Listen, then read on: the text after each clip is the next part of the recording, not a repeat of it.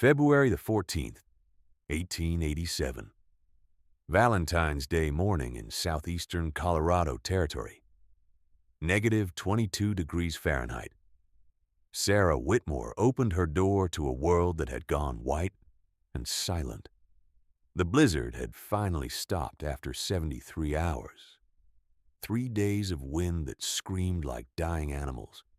3 days of snow that fell so thick you couldn't see your hand at arm's length. 3 days that killed more than 200 head of cattle across Las Animas County and froze 4 men to death in their own beds. Sarah stepped outside in her wool stockings. Barefoot would have been suicide. The snow came up to her knees. She looked east toward the McPherson place a quarter-mile away. No smoke from their chimney. She looked west toward the Hendricks cabin. No smoke there either. North to the Rawlings homestead. Nothing. The whole valley silent except for the crunch of snow under her feet. She walked back inside. The temperature in her house measured 68 degrees. Comfortable enough she'd slept without a blanket. The mud walls around her absorbed the heat from her small iron stove and radiated it back through the night, while her neighbors burned through cords of precious firewood, trying to keep their wooden cabins above freezing. Sarah had used maybe 20 pounds of coal across 3 days. By noon, Jacob McPherson would ride over on his half-starved mare. He'd stand in Sarah's doorway with ice in his beard and ask how in God's name she was still alive. His wife, Emma, had nearly lost 3 toes to frostbite, despite burning their last chair for heat. The Hendricks family had crowded together under every blanket they owned, breath freezing in clouds above their heads. The Rawlings children had cried through 2 nights, too cold to sleep. Sarah's house felt like spring. But this story didn't start on Valentine's Day, 1887. It started 18 months earlier, in August 1885, when Sarah Whitmore stepped off the train in La Junta with $73, 2 dresses, and a dead husband. Sarah Catherine Whitmore, née Harrison, was 31 years old when she became a widow. Her husband Thomas had worked as a railroad surveyor for the Atchison, Topeka, and Santa Fe. Good pay, steady work. They'd saved $200 toward buying land in Oregon. Then Thomas took pneumonia in the spring of 1885 and died within a week, leaving Sarah with funeral costs that ate half their savings and a railroad company that offered her $20 in condolences and nothing else. She could have gone back to her sister in St. Louis. Margaret had written twice, asking her to come home, take a room in their boarding house, maybe find work as a seamstress or a teacher. Sarah had taught school before marrying Thomas. She could read Latin and do triple-entry bookkeeping.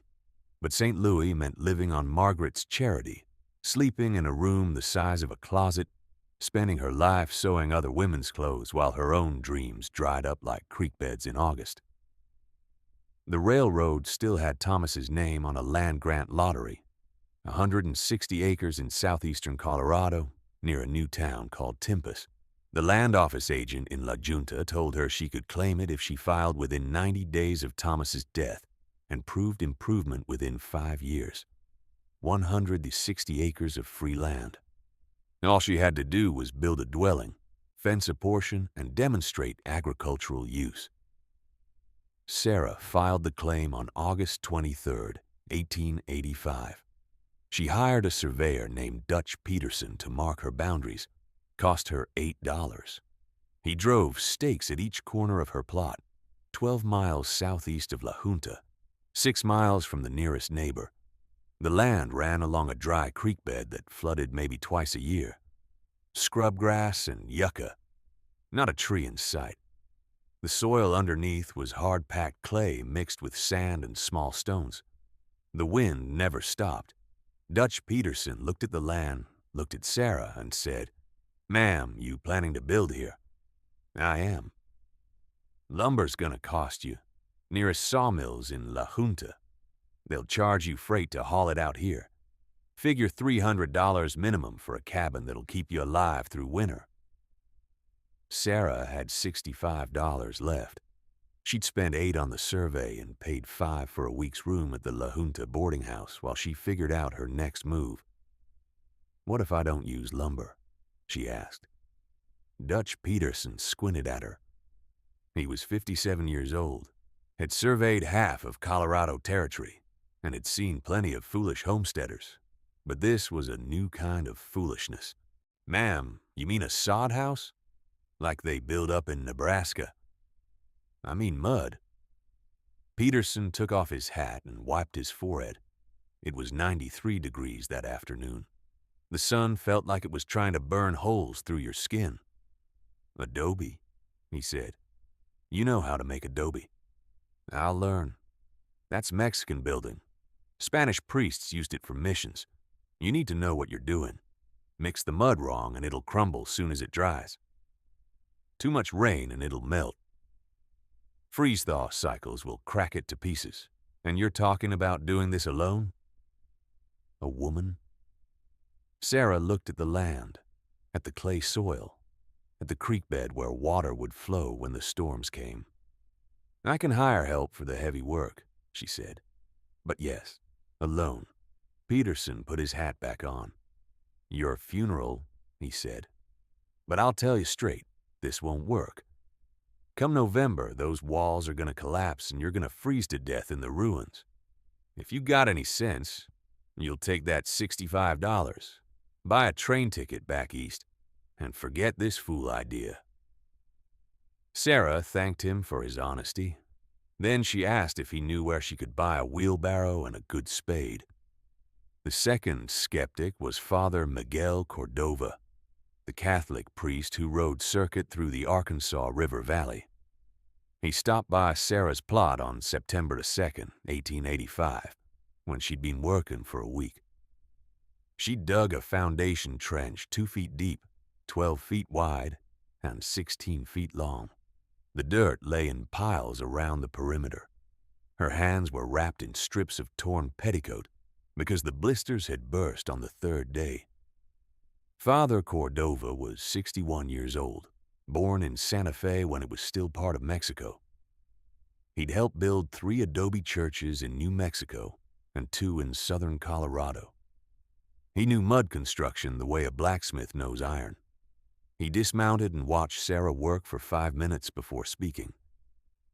"You are building with adobe," he said. "Not a question." "Yes, Father." "You have done this before."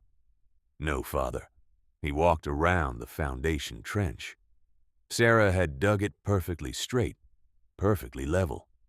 She'd used a string and plumb bob to check her work. The girl had some sense, at least. "Who taught you to mix the mud?" he asked. "No one yet. I'm still preparing the foundation." Father Cordova knelt and picked up a handful of soil. He rubbed it between his fingers, brought it to his nose, let it sift back to earth. "This soil has too much clay," he said. "Maybe 60% clay, 40% sand. You need more sand. 1-to-1 ratio or the bricks will crack. And you need straw, lots of straw. The fiber binds the mud together. Without it, the bricks will crumble." Sarah stopped digging and leaned on her spade. "Where do I get straw, Father?" "From hay sellers in La Junta. But it will cost money."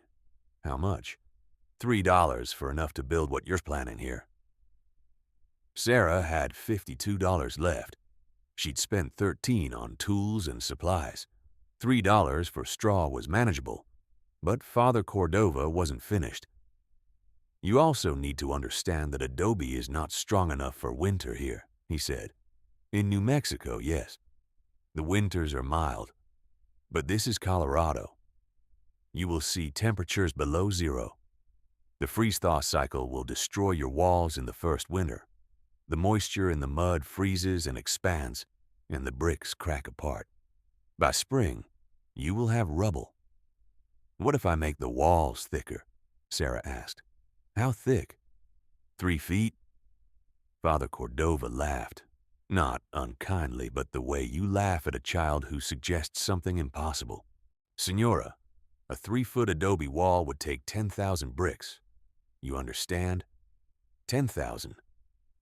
Each brick must be formed by hand, dried in the sun for 2 weeks, then laid with mortar.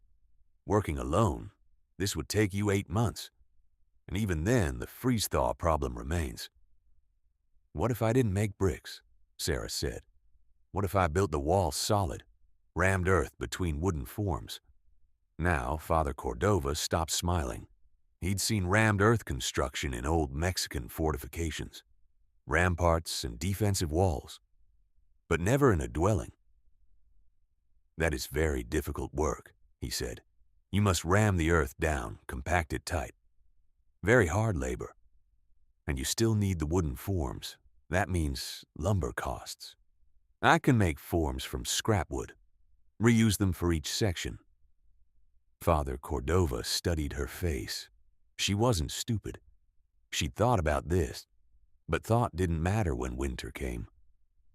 I cannot tell you what to do, he said, but I can tell you what will happen. You will work very hard. You will build your walls. And when winter comes, the cold will find every weakness. The walls will crack. The moisture will seep in. And you will die here, alone, because you were too proud to accept that some things are beyond our strength. Sarah thanked him for his counsel. Then she asked if he could spare a blessing for the work anyway.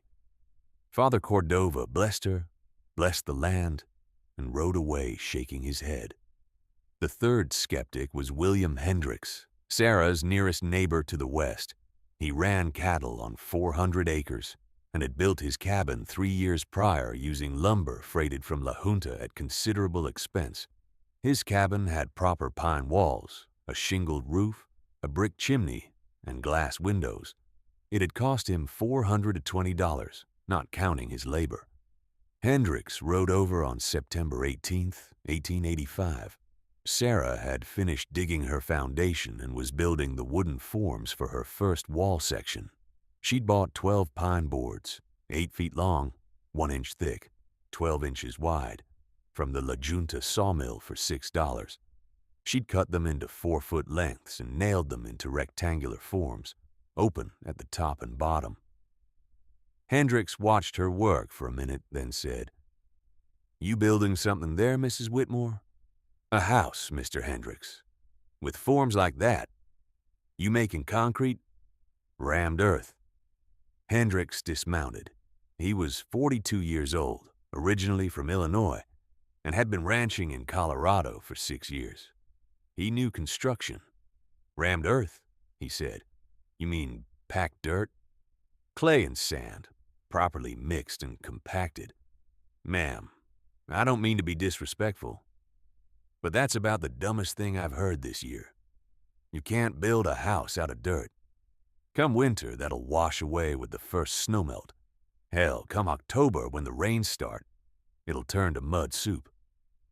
Not if it's rammed properly and kept dry. And how you planning to keep dirt dry in a rainstorm?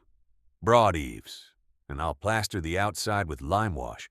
Creates a waterproof layer." Hendricks shook his head.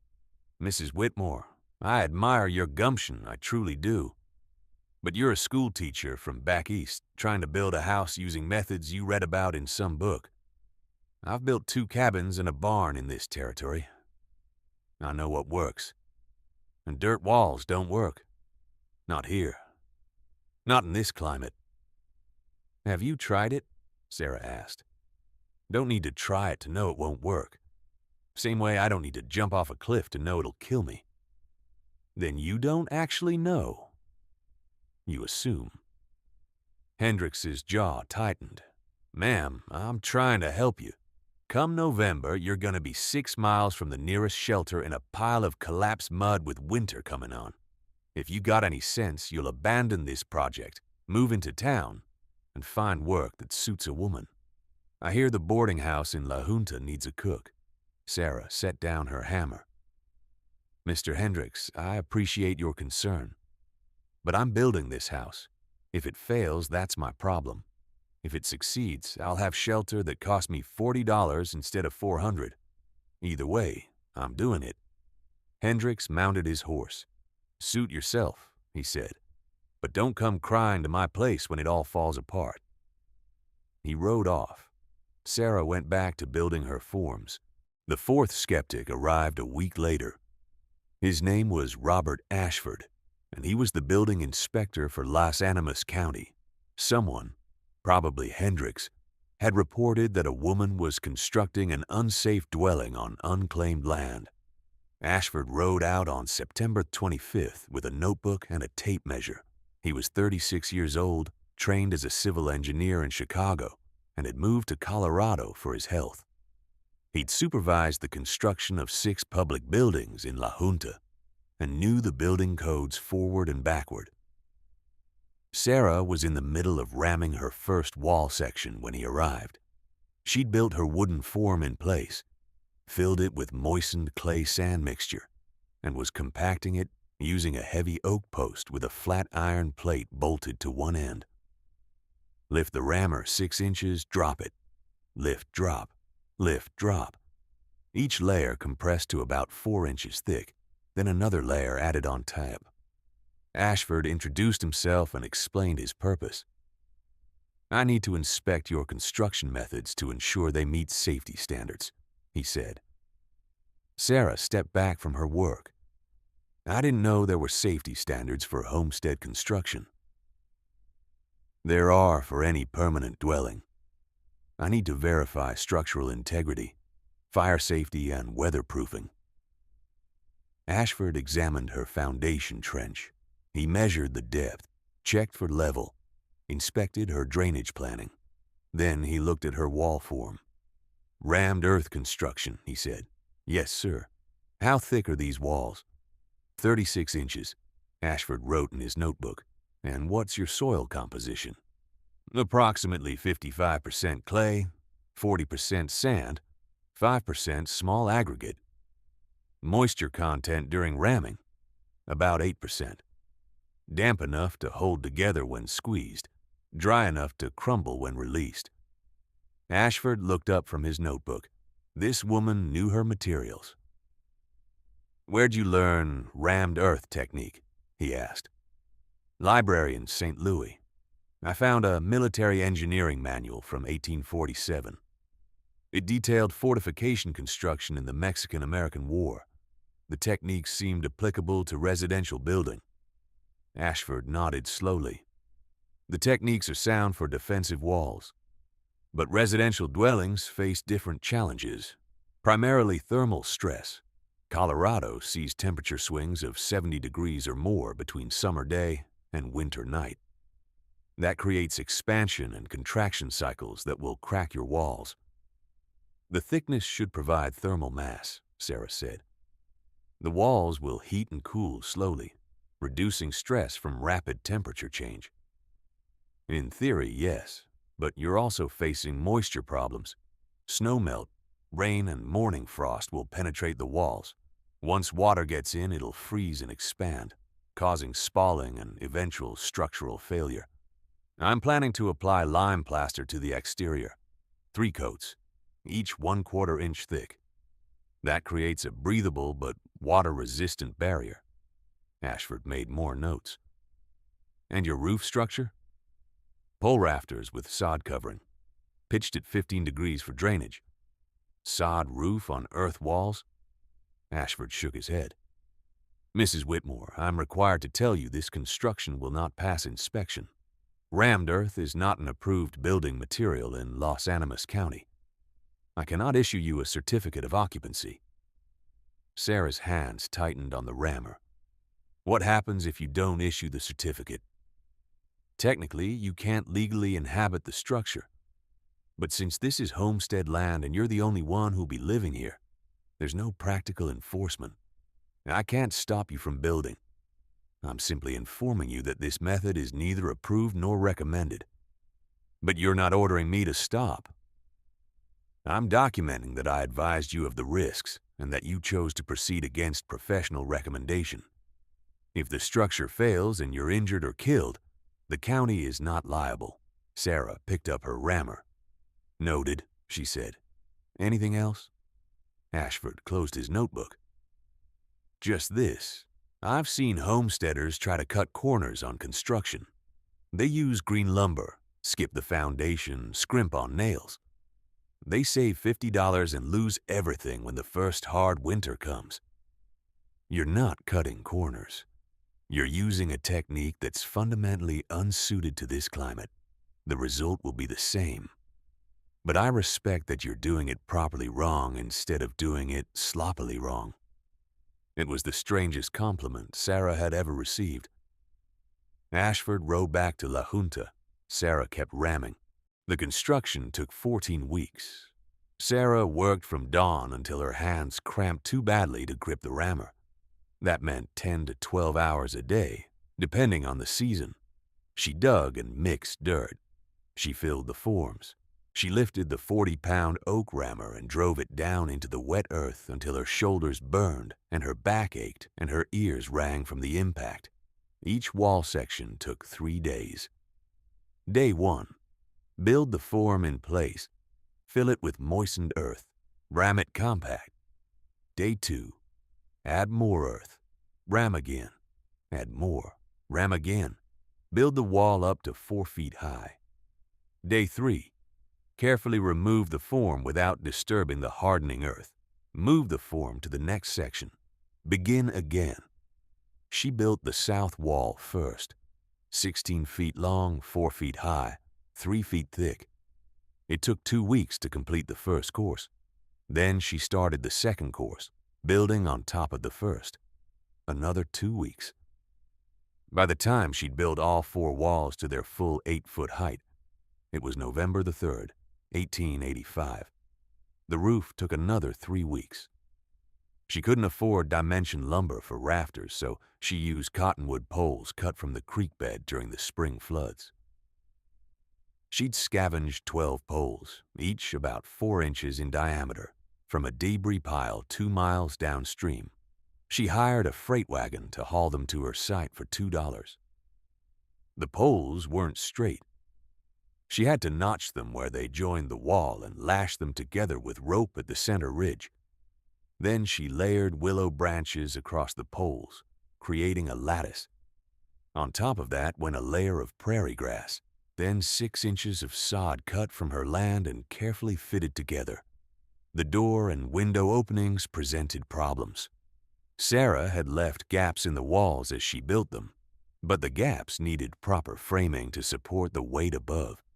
She spent $8 on rough-cut lumber for lintels and frames. She installed a second-hand door purchased from a demolition sale in La Junta for $3. For the windows, she couldn't afford glass, so she used oiled canvas stretched over wooden frames. Not ideal, but it let in light and kept out most of the wind.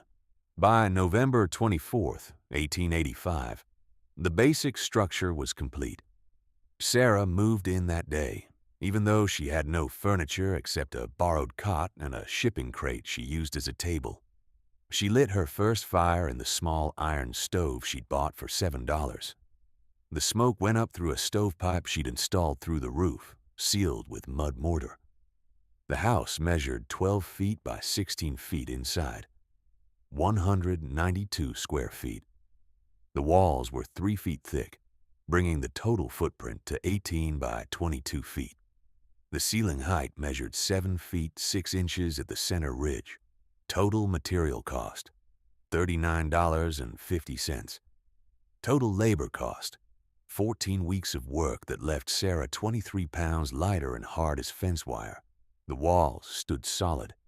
They didn't crumble. They didn't wash away in the November rains. They didn't crack. But winter hadn't arrived yet. December 1885 brought the first real test. Temperatures dropped below freezing and stayed there for 2 weeks. Sarah burned coal in her stove, about 3 pounds per day to keep the interior at 60 degrees. The thick walls absorbed heat during the day and released it slowly at night. When she let the fire die at bedtime, the house cooled from 68 degrees to 52 degrees by morning. Not comfortable, but far from freezing. Her neighbors didn't fare as well. The Hendricks family burned a cord of wood every 10 days just to keep their cabin tolerable. The McPhersons, who had a smaller cabin with thinner walls, ran their stove constantly and still woke to frost on the inside walls. The Rawlings family, who'd built late in the season and used unseasoned lumber that shrank as it dried, had gaps between their wallboards that let in knifing drafts.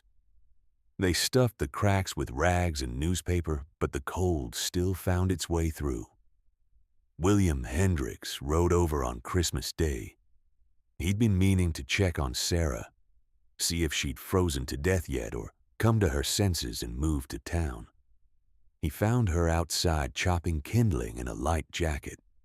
The temperature was 19 degrees. "How in hell are you alive?" he asked. Sarah pointed to the walls. "The mud," she said, "holds heat better than wood." "That's impossible. You're welcome to come inside and check." Hendricks did. The interior felt like a warm spring afternoon. The stove was burning, but only at a low heat. Hendricks put his hand on the wall. It was faintly warm to the touch.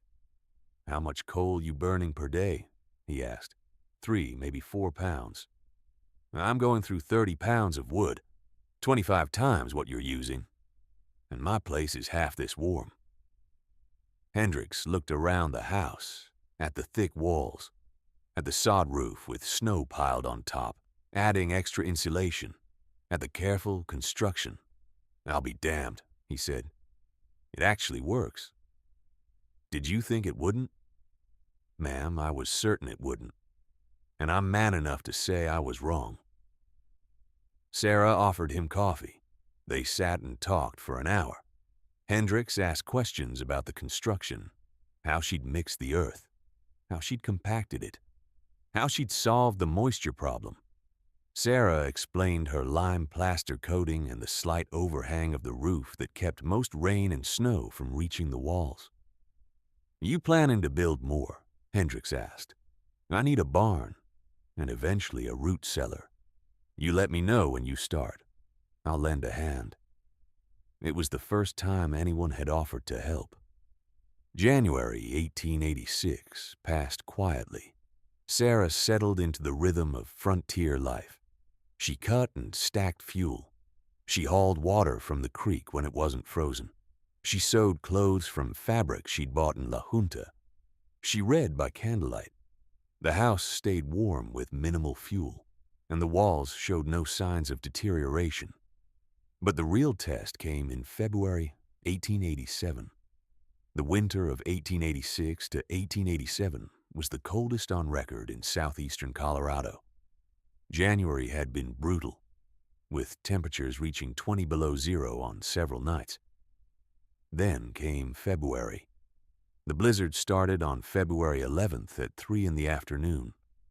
The sky turned the color of old pewter. The wind picked up from the northwest, steady at first, then building to a howl. By sunset, the snow fell so thick it looked like white static in the air. Visibility dropped to 0. The temperature plunged to 10 below, then 20 below. Sarah had prepared. She'd brought in extra coal, 50 pounds stockpiled in the corner. She'd filled every container with water. She cooked a pot of beans and a loaf of bread. She banked her fire and settled in. The blizzard raged for 73 hours. During that time, Sarah kept her stove burning at a low, steady heat. She used approximately 20 pounds of coal over 3 days. The thick walls absorbed the warmth and held it. The sod roof, buried under 3 feet of snow, provided additional insulation. The interior temperature never dropped below 62 degrees.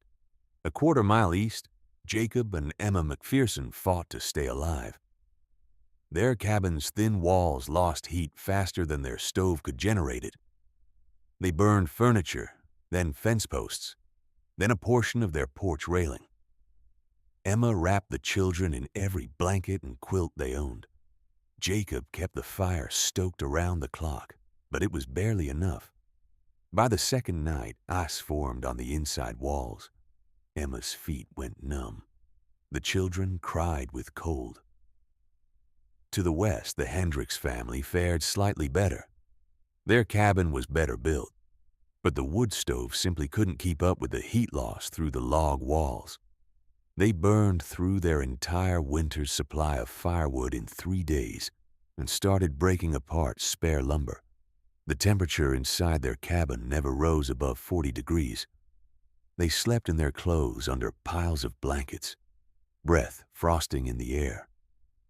North of Sarah's place, the Rawlings family nearly died. Their poorly constructed cabin leaked heat through every gap and crack. They burned everything that would burn: chairs, shelves, a chest of drawers, and still the cold crept in. By the 3rd day, they were delirious with cold, huddled together in front of the failing fire. And then, on the morning of February 14th, the wind stopped. Sarah opened her door to silence and blinding white. She'd slept comfortably through the night. She put on her coat, more from habit than necessity, and stepped outside. The sun rose into a crystalline blue sky. The temperature stood at -22 degrees. The snow reached above Sarah's knees in the drifts, though the wind had scoured some areas nearly bare. She looked toward her neighbors' homes. No smoke from any chimney. She went back inside, stoked her fire, and waited. By noon, Jacob McPherson appeared on horseback. His mare looked skeletal. McPherson himself had ice crusted in his beard and eyebrows. He rode right up to Sarah's door and dismounted like an old man, moving stiff and slow. "You alive in there?" he called. Sarah opened the door. A wall of warm air rolled out. McPherson stepped inside and stood there, staring. "How?" he said. "How is this possible?" Sarah pointed to the walls. "Thermal mass," she said. "The mud holds heat, releases it slow. Our cabin damn near killed us. Emma lost feeling in her toes. I don't know if they'll recover. The kids haven't stopped shaking since yesterday." "Bring them here," Sarah said. "Stay until your place warms up." McPherson shook his head. "I can't take your charity." "It's not charity. It's practicality. You've got family that needs warmth. I've got warmth. Math's pretty simple." The McPhersons came that afternoon. All 5 of them, Jacob, Emma, and 3 children aged 4, 6, and 8. They crowded into Sarah's small house and thawed out slowly. Emma cried when feeling returned to her feet. The children fell asleep on Sarah's floor, finally warm enough to rest. Word spread. By the next day, the Hendricks family came to see the mud house that had survived the blizzard. Then the Rawlings. Then neighbors from farther out who'd heard the story. They came skeptical and left believers.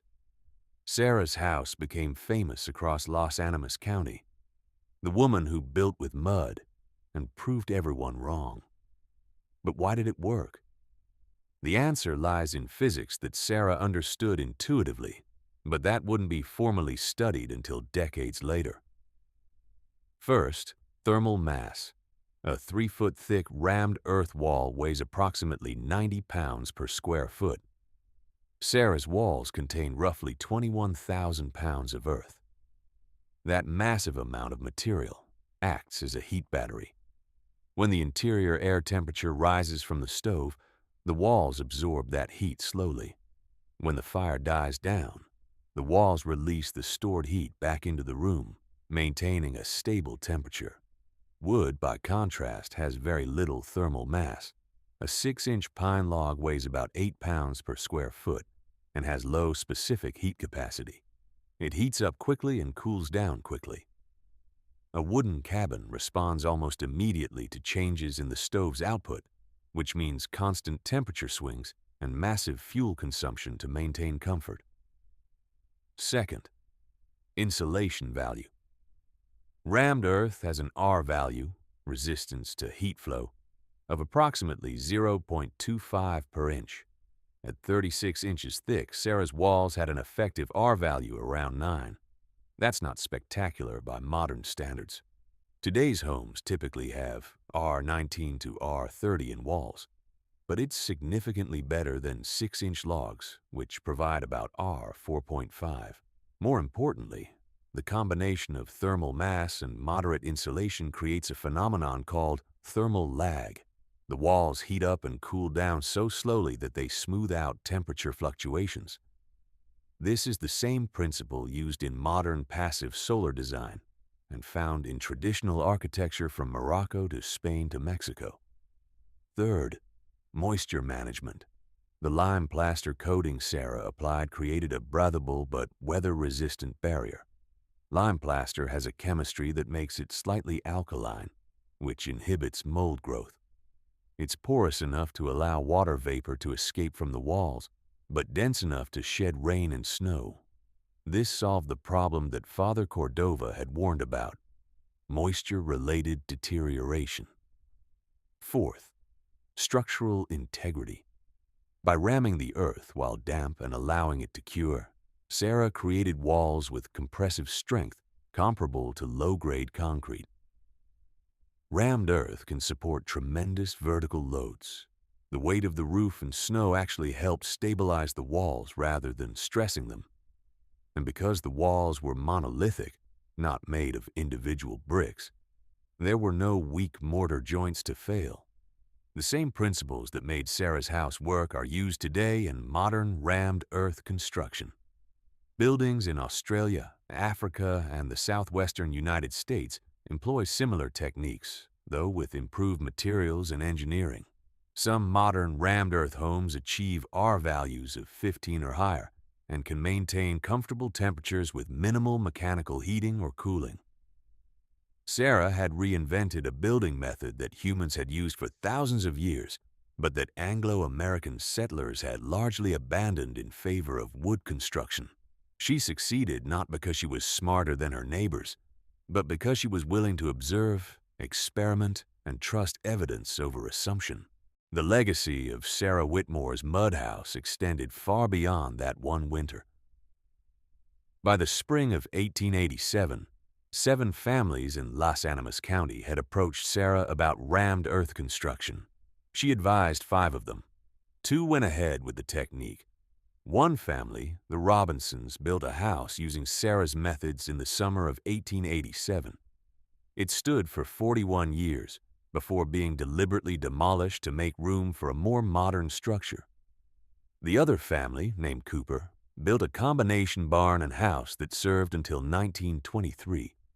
William Hendricks, Sarah's former skeptic, became her strongest advocate. He helped her build a barn using rammed earth in the spring of 1888. The barn measured 20 by 30 feet and cost less than $60 in materials.